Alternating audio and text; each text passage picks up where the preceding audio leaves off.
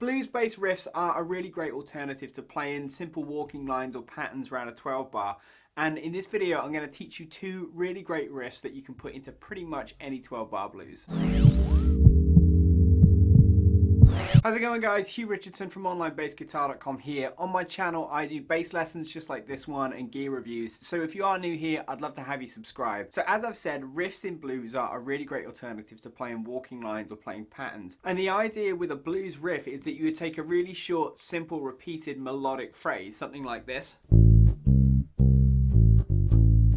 and you would actually sequence that round every single chord in a 12 bar blues. So let's start out with this first riff. We want to start on the 5th fret of the E string, playing an A,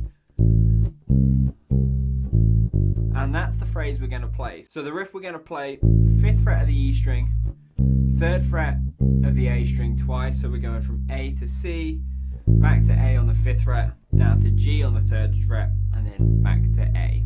So think about this riff as being a really small little cell. We just want this pattern. So the first step, I'd say, play this over and over a few times. Just get comfortable playing that pattern. I'm trying to go with my little finger and index finger to play those.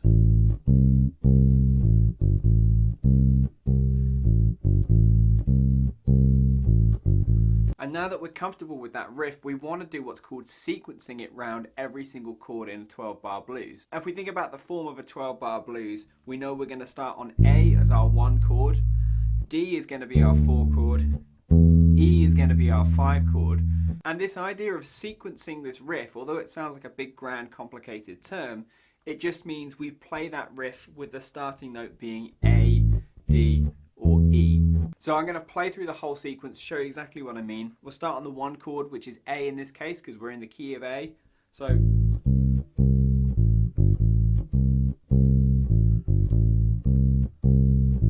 so 4, D, 1, 5, 4, 1, and that's a full repetition. So that's a full cycle around this 12 bar blues, and we've just used this riff to get around it. It's got a very different flavor. It's a lot more kind of cool, a bit more subdued. I think that's partly because of the nature of the riff, but it's also something that we can settle into. It feels a bit more stable rather than just trying to improvise our way around it the whole time, something like that. It's a little less lively than that. So there are a load of really great blues recordings that use this technique. One that comes to mind is something like Cold Shot by Stevie Ray Vaughan. By all means, if you know any others, leave your comments below, tell me about them, because it's always great to share good music. But at this point, we are only halfway through this lesson, so don't go anywhere yet. We've got to move on to the second blues riff. So here's the second riff.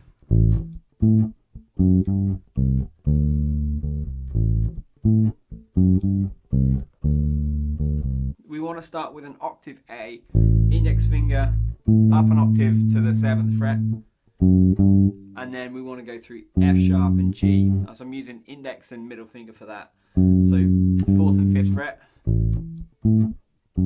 and then here C, 3rd fret of the A string, D, little finger, that feels nice and comfortable, and then D and C. So again, we want that whole little unit, that whole riff cell to sound like this.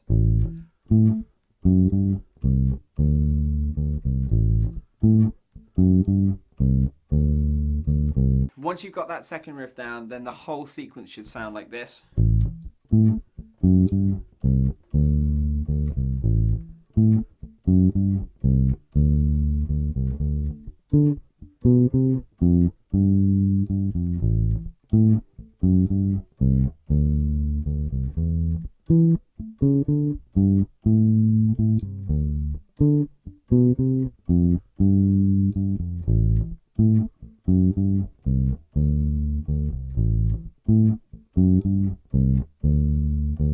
But just take your time, make sure you practice slowly, and you want to be aiming to make sure that your movements and the quality of your sound and your tone is what you're really focusing on here. Speed will come, but the thing you really want to take pride in, you really want to focus on, is the quality of how you're moving. That's going to be most important always. So if you found this video helpful, don't forget to like, comment, and of course subscribe. It's always great to chat to you guys about what you think of the lessons and also to know what else you want me to cover. So leave me a comment below. I'll make sure I get back to it. And if you want to learn about a lot of the common scales in blues, make sure you check out this lesson in the series. And also don't forget to take a look at the rest of the lessons in my blues bassline series, which you can do so by clicking the card over here.